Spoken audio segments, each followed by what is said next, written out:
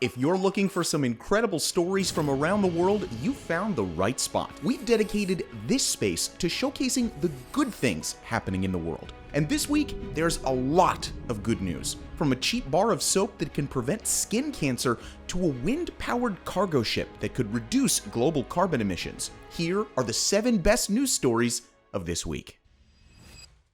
Hey, I'm your host Regis, and let's kick off today's video with a world record.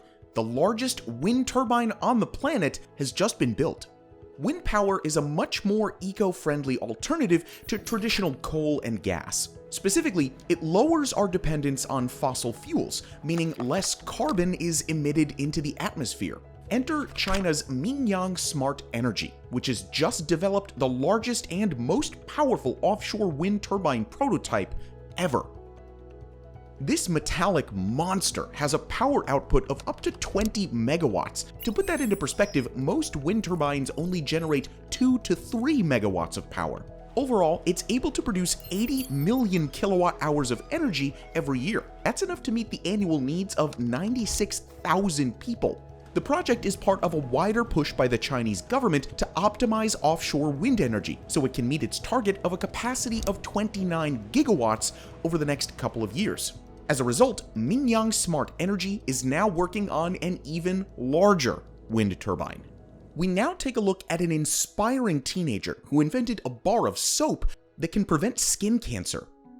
Originally born in the capital of Ethiopia, Heman Bekele was inspired by workers toiling in the harsh African sun without any skin protection. While growing up in America, he became determined to research skin cancer and possible solutions. I realized how big of a problem the sun and UV radiation is when you're exposed to it for really long periods of time. And so that's what inspired me to go towards skin cancer, because really right now there are no affordable and accessible alternatives to the really pricey treatment in the market. A couple of years ago, when he first learned about a new drug called imiquimod that was proven to be effective against skin cancer, Bekele figured it would be easily made into a cheap bar of soap that costs as little as 50 cents. This low price tag is a game changer, which makes treatment, especially in developing countries, more available. His skin cancer treating soap also contains other active ingredients like salicylic acid, glycolic acid, and tretinoin, which remove dead skin cells and drive renewal. There was just one problem though. These ingredients in the soap would simply be washed and not stay long enough on the skin. But Bekele found a solution. Like moisturizers and fragrances, he would also infuse the bar with a lipid-based nanoparticle designed to stay on the skin even after the soap had been washed off. So the purpose of the lipid-based nanoparticle is it wraps around the drug itself, which is imiquimod. And so once the nanoparticles are loaded with that drug, what happens is the bar of soap goes onto the skin, the water would wash the soaps and suds away, but then the drug would stay on the skin at a very molecular level. Last year, the teenager submitted his concept to the 3M Young Scientist Challenge, and he was declared the winner. He got a $25,000 funding bump, and for the last year and a half, Bekele has been testing his bar of soap on mice at a lab at Johns Hopkins University with some adult mentors. He hopes to get the soap approved by the American Food and Drug Administration within the next decade, a time when a new carbon tax on livestock farms in Denmark will be in full force. The livestock sector emits a huge amount of greenhouse gases, especially methane. Denmark has the goal to reduce its emissions by 70% until 2030. And since the agricultural sector contributes to about 1/4, they've become the first nation in the world to introduce a tax on greenhouse gases produced by livestock farms. It'll be implemented in 2030, and initially, farmers will have to pay $18 per ton of carbon equivalent gases. This will then increase to $44 per ton in the next 5 years. Now, understandably, many Danish farmers are still opposed to this. But Denmark's largest farmer organization, the Danish Agriculture and Food Council, was a major negotiator in these discussions. Thanks to their influence, the government has offered farmers subsidies and tax breaks to help them become more eco-friendly. This will include measures like changing the diets of the cows so that they let off less methane. But because this one's a little controversial, we want to know what your opinion is on this. Is it good news or bad news in your eyes? Next up, we have the uplifting news that 4 students have secured funding for a cheap device that can detect wildfires. Over the last few decades, global warming has significantly contributed to an upsurge in destructive wildfires. One of the best ways to combat them is to detect them early, but current systems aren't perfect. For example, they're heavily dependent on expensive and resource-intensive sensors, cameras, and satellites. This brings us to an innovative new device called Pyri, which is eco-friendly, a fraction of the cost, and requires zero maintenance. Invented by graduate students from the Royal College of Art and Imperial College London, it takes inspiration from a type of pine cone called a serotinous pine cone. This cone is known to release its seeds when exposed to high temperatures. The Pyri device, which is made from non-toxic wax and charcoal, works using the same mechanism. When it detects heat, the wax shell melts and releases a saltwater and electrolyte solution, and this triggers an electronic circuit inside. Then, a charcoal composite antenna sends an emergency radio signal to communication towers or receivers tens of kilometers away.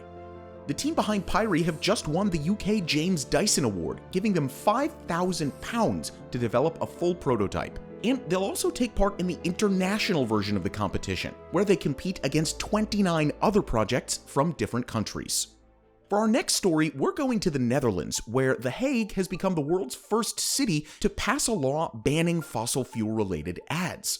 Back in June, United Nations Secretary General Antonio Guterres called on countries to put a stop to fossil fuel-related advertisements. His argument was simple. The promotion of products and services that burn fossil fuels normalizes and glamorizes them at a time when we're trying to move away from them in many cases. Now, it's true that some cities have already implemented something like this, but because the bans are voluntary, most believe they haven't gone far enough, as companies can easily disregard them. The Hague is the first city to do that one step further. In September, they announced a full ban on fossil fuel-related advertisements that is legally binding. In other words, businesses can actually be prosecuted and fined for defying it for the first time. This comes after years of failed attempts to get them to comply with a previous voluntary ban. When it's enforced, starting in the beginning of 2025, the gas, aviation, and cruise industries will no longer be able to place advertisements around the city. There are a few exceptions to the rule. It doesn't, for example, stop them from political advertising. Regardless, it's expected that the ban will encourage more cities across the globe to pass similar motions, which sounds like good news to us. What also sounds good is a group of researchers aiming to create a super coral that can survive the world's warming seas. If you didn't already know, the survival of many aquatic species is heavily dependent on coral. Known as the rainforests of the oceans, they provide habitats for over 1 million different types of underwater critters. The coral gets its vibrant color from a special type of algae which lives in its tissue, called zooxanthellae. Whoa, that was hard to pronounce. Through photosynthesis, this algae provides the coral with most of its food and nutrients. In return, the coral provides it with a protective environment. A rise in global sea temperature is endangering this symbiotic relationship. This is putting coral at serious risk of extinction. This is where the Aquatic Symbiosis Genomics Project may be able to help. By analyzing and sequencing thousands of coral DNA samples, they hope to better understand the exact relationship between these two organisms. They're also on the hunt for other symbiotic partners that may be able to help coral better resist the impact of rising sea temperatures. They've already made some pretty crucial discoveries. For example, they found that some common types of coral are actually made up of several distinct species. With this knowledge, they can identify in more detail how each species individually responds to climate change. When a promising sample has been identified, they'll either breed colonies from it or use gene editing to implement the same characteristic in different types of coral. Eventually, they hope to make a super coral that'll be able to withstand heat and disease. The recent discovery of a naturally heat-resistant coral in Australia's Great Barrier Reef has no doubt made this even more likely. Real quick, before we go on with our final story, we would really appreciate your feedback in the comments of this video. What could we improve here at Good News? And if you'd like to see more good news, make sure to subscribe. This helps us to keep our channel growing and, at the end of the day, producing these videos. Thank you so much for all your support. You know, it really has been a good few weeks for wind power because the world's largest wind-powered cargo ship has just made its first delivery across the Atlantic Ocean. Accounting for a staggering 3% of all global emissions, cargo ships are one of the globe's worst polluters. This is why French startup Transoceanic Wind Transport, or TUT, have been developing a mostly wind-propelled cargo ship. Dubbed the Animos, it recently completed its first trip across the Atlantic to New York to drop off crates of champagne, wine, and cognac from France. Taking inspiration from racing sailboats, its masts are made from carbon fiber, and its sails are twice as big, allowing them to catch more wind. Plus, because all 7 of its sails are controlled by a single remote, it reduces the number of people operating it. 95% of the time, the vessel is propelled forward entirely by wind, only activating backup diesel engines on low power if it's not blustery enough. This is further minimized by onboard routing software that detects strong winds. Once the Animos finds itself in suitably gusty weather, the propellers in its engines also spin backwards to generate onboard power.